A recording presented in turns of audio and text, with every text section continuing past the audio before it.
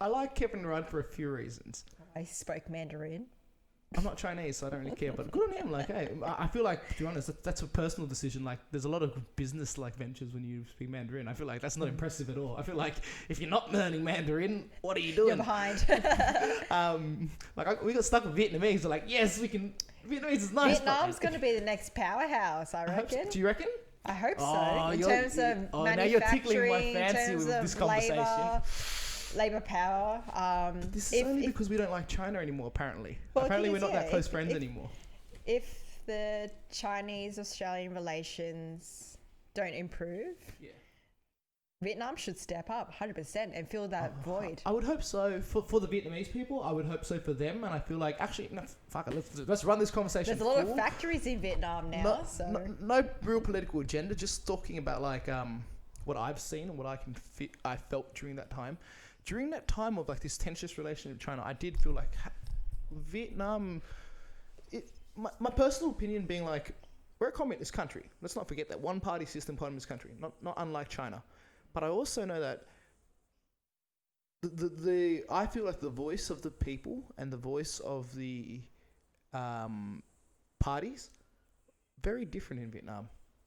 Yeah, I think, you're right. Vietnam has a one-party system, socialist.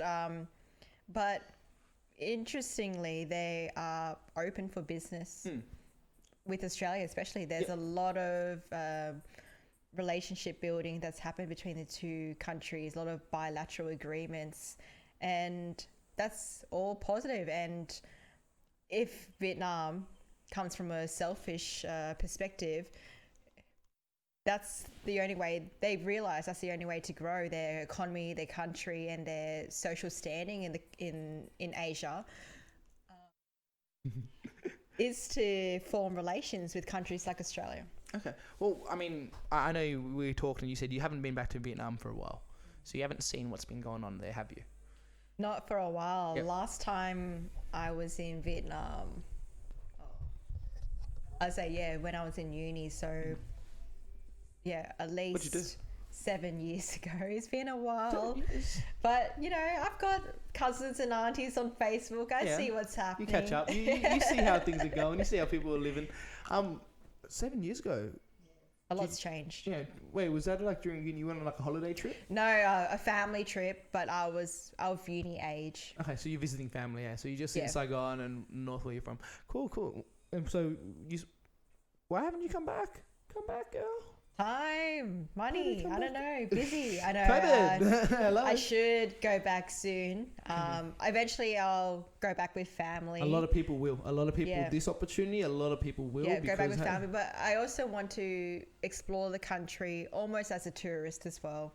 So whether it's with friends who aren't Vietnamese or with friends who are Vietnamese speaking Aussies, I think having that different perspective of the country, because up until now, I've only seen a small portion of the country, and that's because we've been staying with family whenever we go there.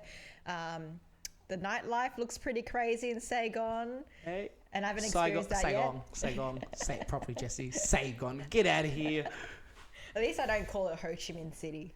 Oh, that goes to show you 7 years of not being there. But yes, the common people usually just call it Saigon. Ho Chi Minh City is obviously the official name.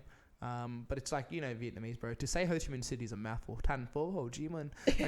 I'm going back to Saigon. I'm not going to go. Yeah. I'm going back to the city of Ho Chi Minh. Nah, people don't say that.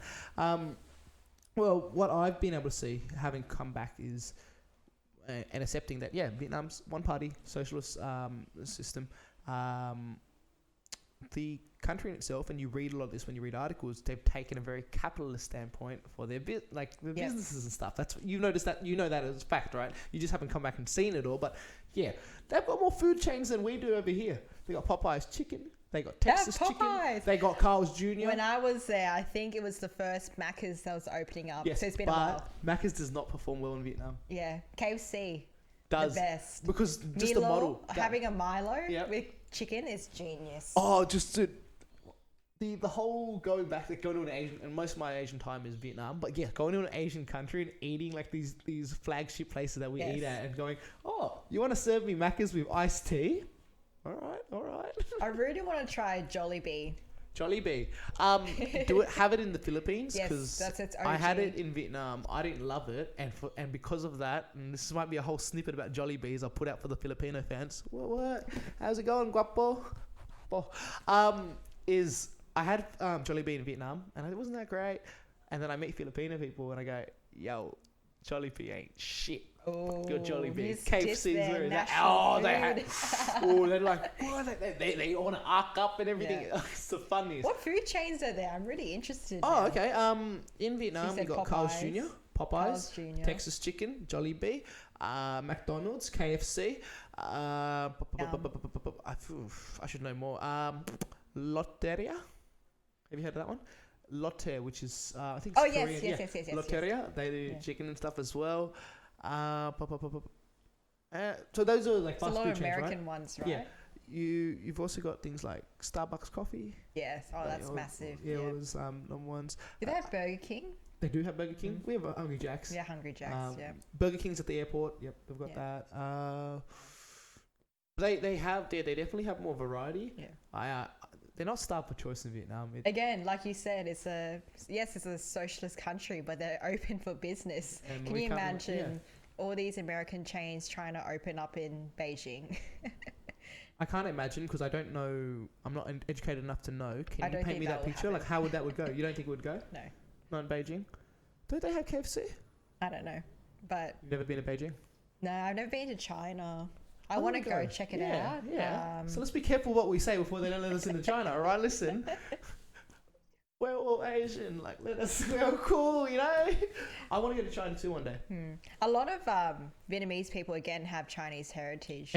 You have people. I talk about this all the time. In Vietnam, the district that I'm from, District 5, it's known for having ethnically Chinese people who live there, like, and have lived their whole life, generations in Vietnam, and they all speak Vietnamese with a certain Chinese twang to it, and then it's interesting. It's famous coffee shop in Vietnam, well, in District 5. Whole families run like I think 4 or 5 generations in, and they're ethnically Chinese, and they've been making a coffee like since then.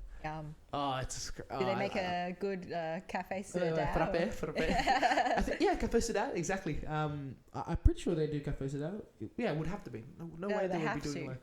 It's not doing fucking espresso. They're not Italian. Dude, definitely like you gotta go. Like I think people tune in this in enough times. Something they always hear me say is I always encourage people, but more specifically young people, even more specifically young Vietnamese people, to go back to Vietnam if you're not there already, or even if you are there already. Because I met a lot of people who haven't traveled Vietnam and they live in Vietnam. You don't have to do what I did and travel the whole country. Just looking into yourself and go, oh, what do I like? Cool, these are the things I like. And then look at Vietnam, go, I can find these here. Hit it up. That's it. Because the travel's cheap, and it's not going to cost you an arm and a leg. Accommodation's pretty, for good, clean, safe accommodation, it's quite affordable too, and especially if you're from here. I've always said like I learned the most while I was traveling in Vietnam because it's me reflecting on like myself, and my own culture, my own heritage. I learned more in doing that than I did in a classroom. Yes, I think through travel and again world life experiences, that's where you learn your most important skills from. Traveling is the lessons. best teacher. Yeah. So Agreed. if you go back to Vietnam, do you have you heard things or things that you want to that might interest you in hitting up or anything like that? I'll just have to again do my research. Vietnam's such a big What do you usually look for when you country. travel? Generally, I like historical sites. Okay, perfect. In terms of whether it's architecture or natural landscapes. I do like cities, but I also love the countryside as well and appreciate natural beauty from that. It just depends. I mean, different sections of Vietnam have different sort of personalities almost, whether it's the mountainside, whether it's the beaches in the middle or the hustling, bustling city of like down south as well. It's so different. I would just have to have multiple trips because I can't experience it all in 2 weeks or something. So that's you admitting to the fact that you do see that you want to kind of do a lot more than just 2 weeks and that's enough for me. Yeah. You want to kind of flesh the country out. 100%. I think it's really important, again, to explore the country of your heritage and understand what's happening there. And it's just very fulfilling and nourishing for the soul, for your heart, everything, to really appreciate where you've come from. And I did that in parts too. When I went back and I travelled, like I did a big part north to south, came back to Australia, did my work, and went back, started wrapping up the bits that because I wanted to do everything. That's why I had more to wrap up. But for yourself, yeah, you would look at those things that you listed that you like and go, okay, it's going to be this focus of this 2 weeks or this month that I'm going, however long you can go, and tap it off. As you were listing all those things to me that you want to do, my head, I was just like seeing these places. I was going, oh, countryside, Nguyen, beautiful in the north. Oh, you're in city as well. You'll be in Hanoi and you catch a bus in Vietnam. Like, I'm seeing, like, definitely when you decide you're going to Vietnam, we're going to get on here. You and I are going to talk through that itinerary, literally. Alrighty. For sure, 100%.